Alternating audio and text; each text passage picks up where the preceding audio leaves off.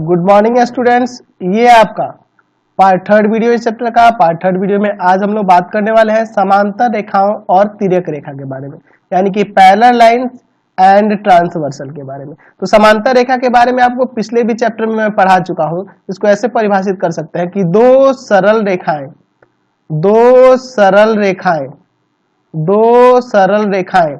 समांतर कही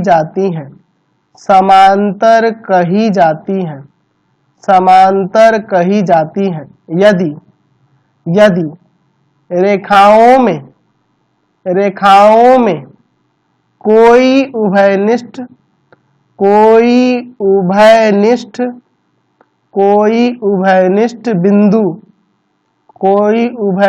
बिंदु ना हो और वे एक ही तल में स्थित हो।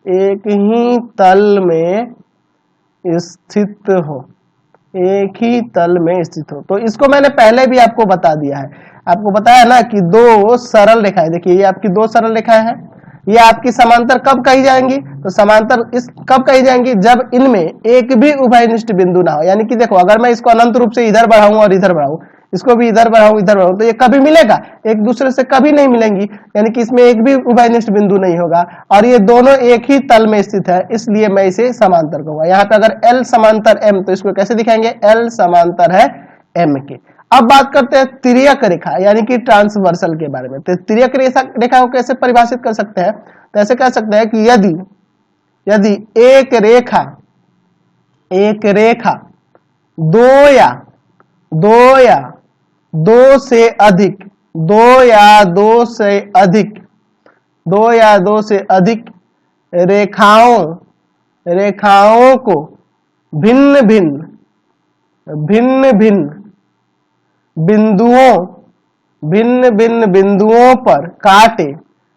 भिन्न बिंदुओं पर काटे तो उसे उन दी हुई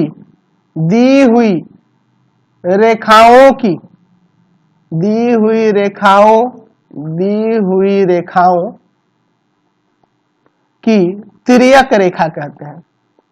तिर्यक रेखा कहते हैं, यानी कि ट्रांसवर्सल कहते हैं। समझ गए?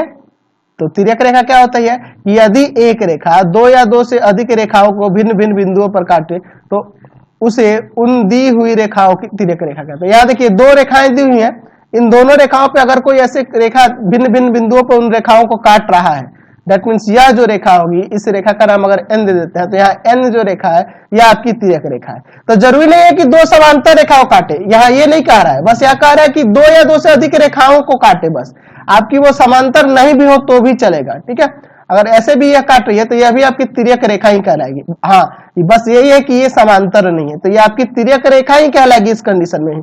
इसलिए मैंने परिभाषा में लिखा है कि यदि एक रेखा दो या दो से अधिक रेखाओं को भिन्न भिन्न बिंदुओं पर काटे, यहाँ समांतर नहीं कर रहा, सिर्फ रेखाओं को काटे इस तरह से, तो उसे क्या कहते हैं? दी हुई रेखा की तिर्यक रेखा कहते हैं, यानी कि ट्रांसवर्सल कहते हैं। अब इस एक्सरसाइज में हम लोग क्या पढ़ने वाले हैं? अभी हमने देखा कि दो रेखाओं को जब एक रेखा काटती है तो उसे हम लोग तिर्यक रेखा कहते हैं, और ये तिर्यक रेखा द्वारा इसमें बहुत सारे आपको कोण बन रहे हैं। यहाँ देख रहे हैं ना, बहुत सारे कोण बने हैं। इन कोणों के आपसी संबंधों के बारे में हम लोग अब आगे पढ़ने वाले हैं।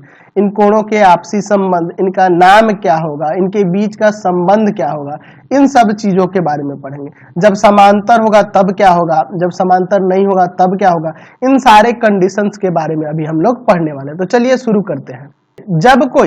जब कोई रेखा दो रेखाओं को, जरूरी नहीं कि समांतर रेखाएं हो, ठीक है, यह दो रेखाएं जरूरी नहीं है कि समांतर हो, मैं ये नहीं कहता हूं कि ये समांतर हो, ठीक है। यह L और M, आपके पास दो रेखाएं हैं, इस दो रेखा पर एक तिर्यक रेखा मतलब कि इसको अलग अलग दो भिन्न बिंदुओं पर काट रही है।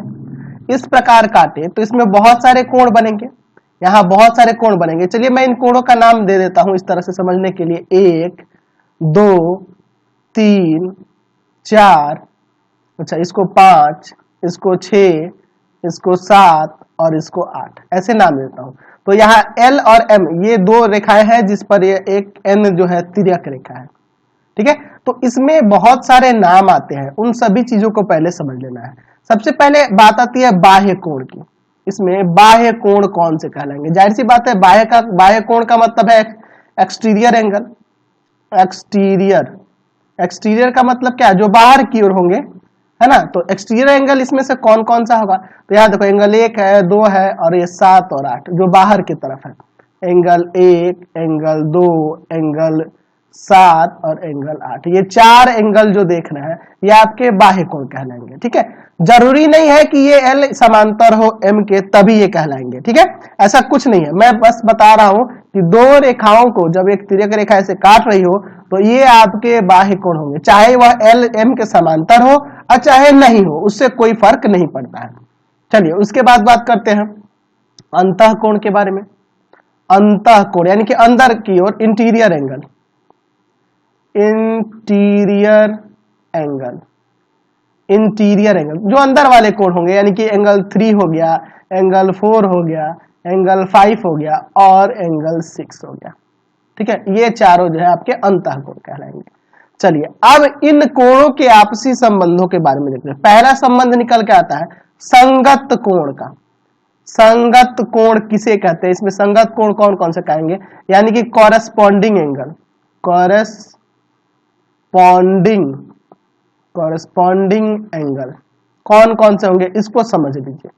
कॉरेस्पॉन्डिंग एंगल कौन कौन से होंगे? तो देखो इसमें कॉरेस्पॉन्डिंग एंगल, एंगल 1 और एंगल 5, एंगल 1 और एंगल 5। देखो ये एक इसका बाह्य कोणीय है और एक अंतः कोणीय है। एक ही तरफ, ये जो आप देख रहे हैं ना, तिर्यक रेखा के एक ही तरफ एक बाह्य कोण और एक अंतः कोण।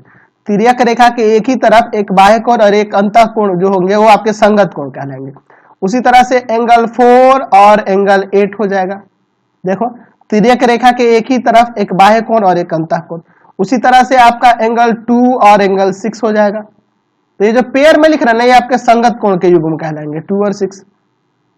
एंगल 3 और एंगल 7 देख लो, तिर्यक रेखा के एक ही तरफ के एक अंतः कोण एक बाह्य कोण, ये आपके संगत कोण कहलाएंगे। ठीक है, अब इनके आपसी संबंध के बारे में हम लोग आगे जानेंगे। कब?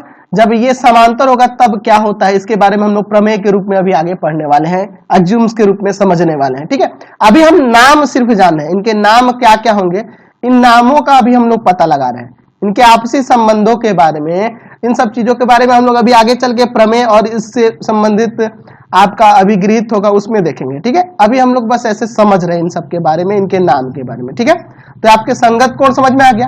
अब ये संगत कोण, अगर मान लो ये एल समांतर नहीं है एम के, तब भी ये ही आपके संगत कोण होंगे। ये नहीं समझना कि ये समांतर होगा तभी संगत कोण कहलाएंगे।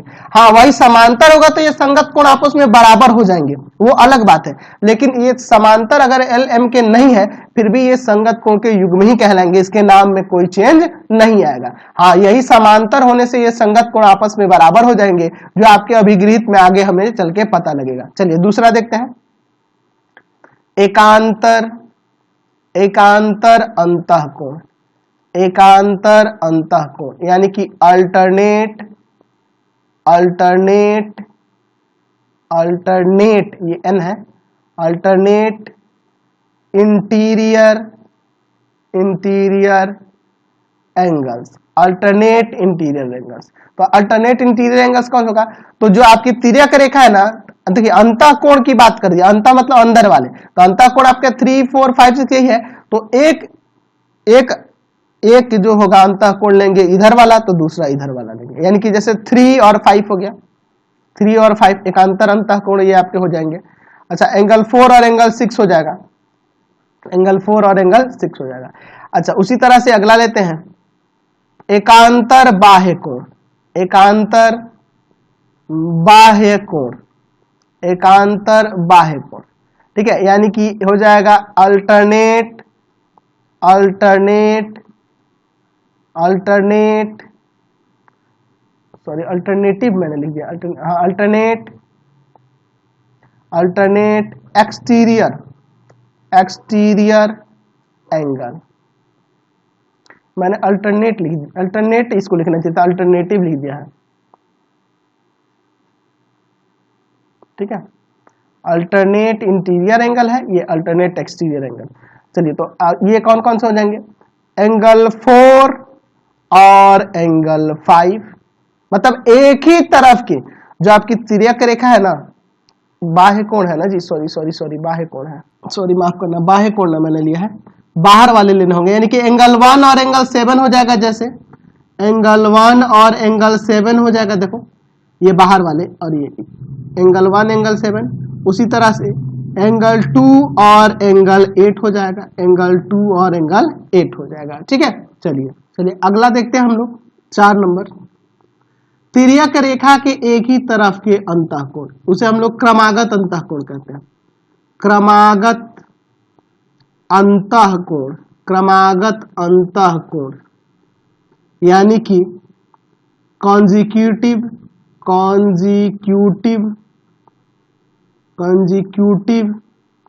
इंटीरियर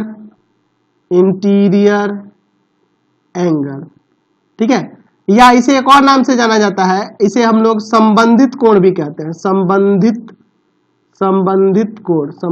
कोण, यानी कि अंग्रेजी में क्या कहेंगे, एलाइड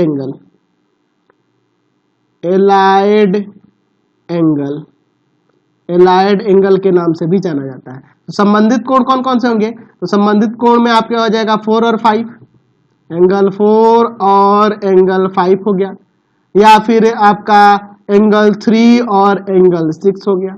तो ये सब तो रहे इनके नाम, ये तो आपको समझ में आ गए, ये सारे नाम आपको याद रखने होंगे, कौन एकांतर अंतःकोण होगा, कौन एकांतर बाह्य कोण होगा, कौन संगत कोण होगा, ये नाम याद रखेंगे। अब इससे संबंधित इनके संबंधों के बारे में अब समझेंगे। चलिए तो पहले हम लोग चलते हैं संगत कोण के अभिगृहित पे, यानी कि करस्पॉन्डिंग एंगल एक्सियम्स। ये आपका अभिगृहित है, एक्सियम है, इसको साबित नहीं करेंगे लोग, वे मान लेंगे कि ये हमारा सत्य है। आपको पता है अभिगृहित के बारे में मैंने बता रखा है, क्या है अभिगृहित, कि यदि एक तिर्यक रेखा दो समांतर रेखाओं को काटे तो संगत कोण समान होते हैं। वाह, चलिए यानी कि अगर आपके पास दो समांतर रेखाएं हैं, यहाँ पे ये देखिए, ये हम लोग दो समांतर रेखाएं ले लिए, यह आपका L और यह आपका M, हमारे पास यहाँ मान लेते हैं, माना रेखा L समांतर है M के, और यहाँ पर एक तिर्यक रेखा ले लेते हैं, इसका नाम N ले लेते हैं, एक तिर्यक रेखा N ले लेते हैं।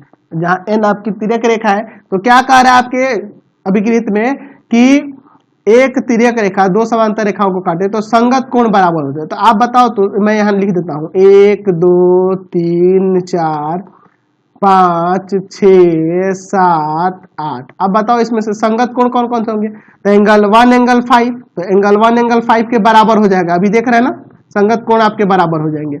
एंगल 4 एंगल 8 के बराबर हो जाएगा, एंगल 4 एंगल 8 के बराबर हो जाएगा। एंगल 2 जो है आपका, एंगल 2 आपके एंगल 6 के बराबर हो जाएगा, एंगल 3 जो है आपके एंगल 7 के बराबर हो जाएगा। तो ये सारे संगत कोण के जो युग्म दिख रहे हैं ये आपस में बराबर हो जाएंगे, अगर L समांतर M हो तब। तो ये याद रखना, ये अभिगृहित है, इसको हम लोग साबित नहीं करेंगे, बस जान लेंगे ये सत्य है। अब इस संगत कोण का, आप संगत कोण के अभिगृहित का विलोम देख लो। चलिए तो देखते हैं संगत कोण के अभिगृहित का विलोम, यानी कि converse of corresponding angle axiom.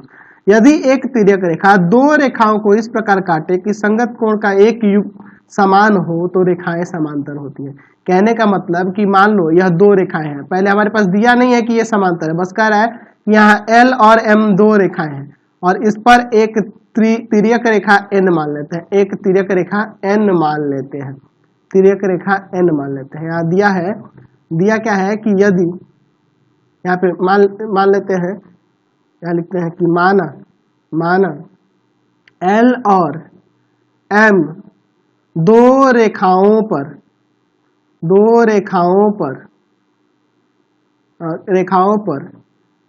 N एक तिर्यक रेखा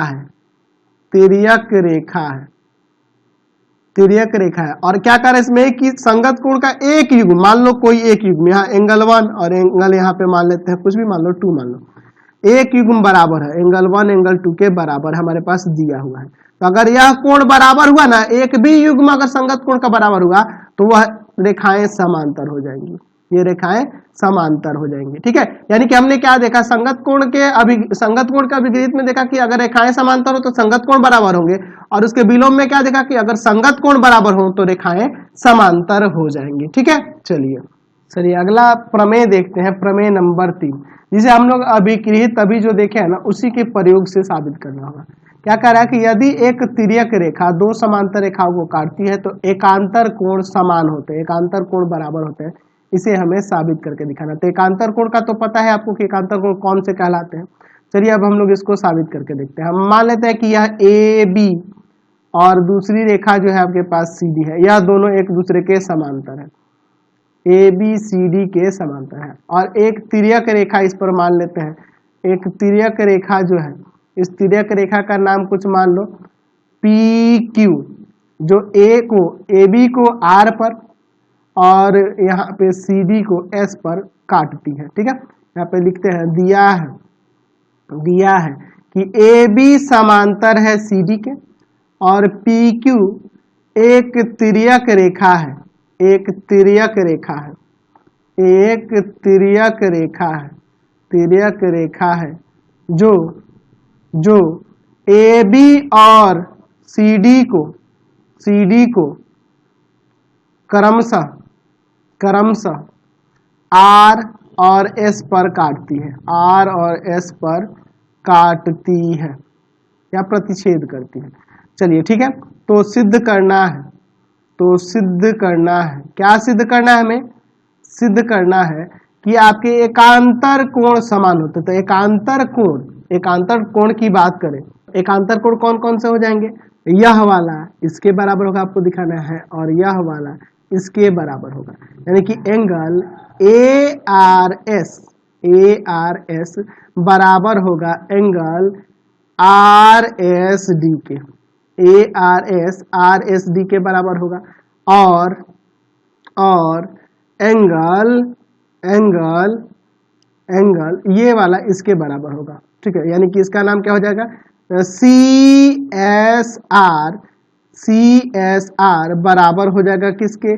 सी एस आर बराबर हो जाएगा किसके? तो इस वाले के ना, तो इसका नाम क्या दे देंगे? B R S, angle B R S के। तो ये बहुत ही सिंपल सा है। ये कौन से एकांतर अंतः कोण है ना जी, एकांतर अंतः कोण है। एकांतर बाह्य कोण भी बराबर होते हैं, उसको भी आप साबित कर सकते हैं। तो देखो, या तो आप इस तरह से नाम ले लो या फिर 1 2 3 4 भी लिख के बना सकते हो, वो इजी रहता है, उस पर भी आपको बताने वाला हूँ। पहले हम लोग इस पे देख लेते हैं। मैं यहाँ पे कोई भी एक सिद्ध करूंगा तो दूसरा इसी प्रकार लिख के काम चल जाएगा। चलिए इसको समझिए। ठीक है, अच्छा मैं यहां पर दिखा सकता हूं कि एंगल ए आर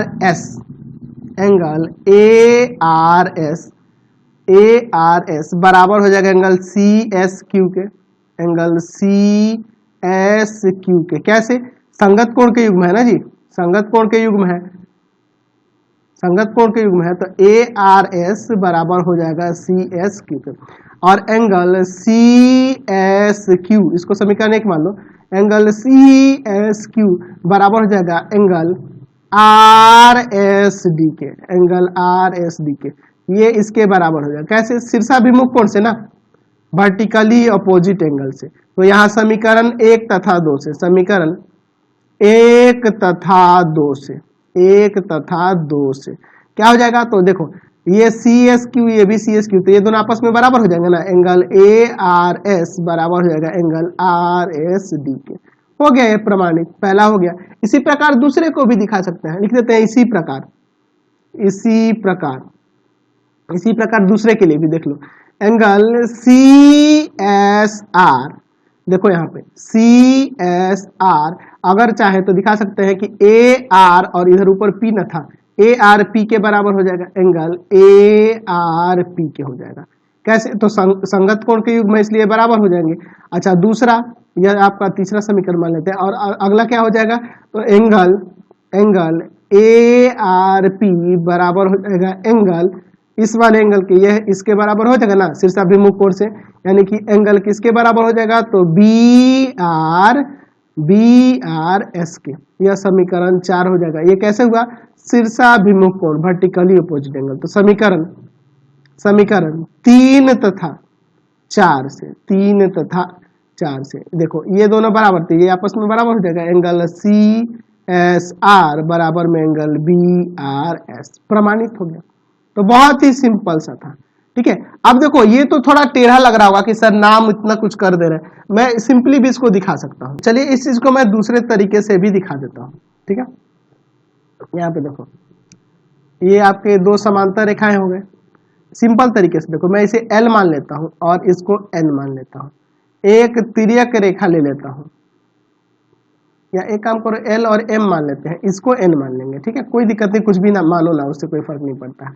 हमारे पास दिया है कि L समांतर है N के और N एक तिर्यक रेखा है,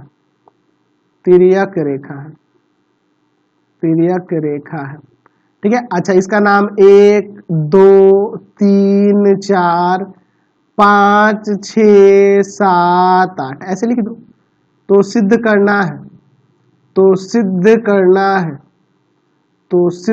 है, क्या सिद्ध करना है इसमें, तो हमें दिखाना है कि एंगल 3 जो है एंगल 5 के बराबर है और एंगल 4 जो है एंगल 6 के बराबर है। चलिए इसका प्रमाण देखो, कितना सिंपल लग रहा है ऐसे नाम लिखने में, है ना। एंगल 3 बराबर हो जाएगा एंगल 7, वही बात हो रही है, बस उसमें नाम था, इसमें और कुछ नहीं, ये संगत कोण के युग्म है। अच्छा 3 बराबर 7 है और एंगल 7 जो है एंगल 5 के बराबर है, शीर्षाभिमुख कोण से, वर्टिकली अपोजिट एंगल से। तो यहाँ देखो ये 7, इसलिए क्या हो जाएगा, एंगल 3 बराबर एंगल 5 हो जाएगा। कितना सिंपल हो गया, सत्यापित हो गया कि नहीं, यानी कि यह प्रमाणित हो गया, समझ गए ना। उसी तरह दूसरा भी कर देना। अब देखो इसमें यही नहीं है कि एकांतर अंतः कोण ही, एकांतर बाह्य कोण को भी हम लोग बाहर बराबर सिद्ध कर सकते हैं। चलिए तो मैं एकांतर बाह्य कोण की बात करूं तो यहाँ हमें सिद्ध करना है, मान लो एंगल 1 बराबर है एंगल 7 के और एंगल 2 बराबर है एंगल 8 के, ठीक है। चलिए इसको समझो, बहुत ही सिंपल है यार, 1 7 के बराबर दिखाना है ना। अच्छा देखो तो एंगल 1 एंगल 3 के बराबर होगा, एंगल 1 एंगल 3 के बराबर होगा ना, वर्टिकली अपोजिट एंगल से, शीर्षाभिमुख कोण से, और एंगल 3 एंगल 7 के बराबर हो जाएगा, एंगल 3 एंगल 7 के बराबर हो जाएगा। कैसे, तो ये आपके संगत कोण का युग्म दिख रहा है, संगत कोण का युग्म दिख रहा है, इसलिए हम लोग एंगल 1 एंगल 7 के बराबर, एंगल 1 बराबर हो जाएगा एंगल 7 के, प्रमाणित हो गया ये भी। उसी तरह 2 8 के बराबर दिखाने के लिए क्या करना होगा, तो अब देखो एंगल 2 एंगल 4 के बराबर होगा, वर्टिकली अपोजिट एंगल से, शीर्षाभिमुख कोण से। अच्छा और एंगल 4 जो होगा एंगल 8 के बराबर, संगत कोण के युग्म है, संगत कोण के युग्म है, यानी कि यहां से क्या हो जाएगा, एंगल 2 बराबर हो जाएगा एंगल 8 के। कितना सिंपल है, यानी कि हमें पता चल गया कि एकांतर अंतः कोण भी आपस में बराबर होते हैं और एकांतर बाह्य कोण भी आपस में बराबर होते हैं। अगला प्रमेय देखते हैं 4 नंबर। यदि एक तिर्यक रेखा दो समांतर रेखाओं को काटे तो तिर्यक रेखा एक ही ओर के अंतः कोणों का प्रत्येक युग्म समपूरक होता है, यानी 180 होता है। चलिए देखते हैं, दो समांतर रेखाएं ले लिए और इस पर एक तिर्यक रेखा ले लेते हैं। चलिए इसको मैं पहले लिख देता हूं, मैं नाम ही लेके चलता हूं, आप लोग बच्चे हो, आप चाहो तो वैसे भी सिद्ध कर सकते हो, मैं नाम लेके ही आपको बताता हूं। आप 1 2 3 4 ऐसे लिख के एंगल बना लेना, उस तरह आसान हो जाता है। P और इधर Q मान लेते हैं, इस पर R बिंदु पर प्रतिच्छेद कर रहा है और यहाँ पे S पे कर रहा है, ठीक है। अब समझो यहाँ पे दिया क्या है, दिया है हमारे पास कि AB समांतर है CD के, अच्छा, और PQ एक तिर्यक रेखा है, एक तिर्यक रेखा है, तिर्यक रेखा है जो AB तथा CD को क्रमशः R तथा S पर काटती है या प्रतिच्छेद करती है, ठीक है। तो सिद्ध करना है, तो सिद्ध करना है, तो सिद्ध करना है, क्या सिद्ध करना है, कह रहा है कि एक ही ओर के अंतः कोणों का प्रत्येक युग्म समपूरक होगा। अच्छा एक ही ओर के अंतः कोण, ये और ये हो जाएंगे, ये और ये हो जाएंगे, यानी कि इसका नाम दे दो एंगल BRS प्लस एंगल, देखो BRS और plus angle DSR, angle DSR बराबर में 180 डिग्री।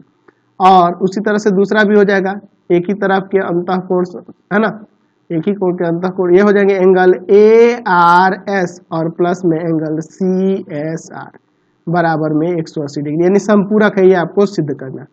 बहुत ही सिंपल सा है यार, बहुत इजी है। आप देखो मैं पहले वाले के लिए चलता हूं, तो मैं यहाँ पे लिख सकता हूं कि एंगल ARS बराबर हो जाएगा एंगल DSR के, एकदम बराबर हो जाएगा। एंगल ARS बराबर होगा ना एंगल DSR के। देखो ARS यह वाला कोण और DSR यह वाला कोण दोनों बराबर हो जाएगा। कैसे बराबर होगा? तो अभी देखे थे ना अल्टरनेट इंटीरियर एंगल, एकांतर अंतःकोण, अभी है तो बराबर होंगे ना, पिछले प्रमेय से ही तो देखे थे।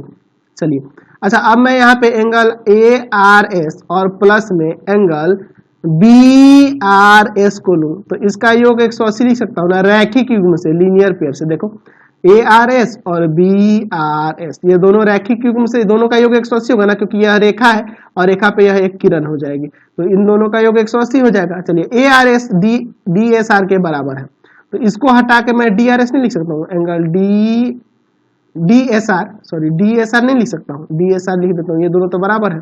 और प्लस में एंगल BRS बराबर में 180। देखो पहला सिद्ध हो गया ना, देख लो DSR और BRS है कि नहीं दोनों। चलिए अब दूसरे के लिए देखो, दूसरे के लिए सेकंड वाले के लिए, सेकंड में दिखाना है कि ARS और प्लस में एंगल CSR का योग 180 होगा। तो मैं यहाँ पे लिखूं कि एंगल ये वाला DSR, एंगल DSR और प्लस में एंगल CSR बराबर में 180 हो जाएगा ना, रैखिक युग्म से, लीनियर पेयर से। देख लो DSR और आपका CSR दोनों का योग 180 हो जाएगा ना, रैखिक युग्म से, ये दोनों का। अब देखो मैं यहाँ पे DSR को हटाकर ARS नहीं लिख सकता हूँ, तो एंगल ARS प्लस में एंगल CSR बराबर में 180 प्रमाणित हो गया। कितना सिंपल है, तो बहुत इजी है ये सब साबित करने में। तो मैं सोच रहा हूँ कि इस वीडियो में इतना ही रहने दूं, नेक्स्ट वीडियो में आगे के प्रमेय को देखेंगे। प्लीज आप चैनल को सब्सक्राइब करेंगे, वीडियो को लाइक शेयर करेंगे, और इससे रिलेटेड वीडियो देखने के लिए सीधे डिस्क्रिप्शन में जाएंगे, आपको पूरे बुक का लिंक डिस्क्रिप्शन में मिल जाएगा। Thanks for watching the video, और कमेंट करके जरूर बताया करो कि हमारे चैनल के वीडियो आपको कैसे लगते हैं।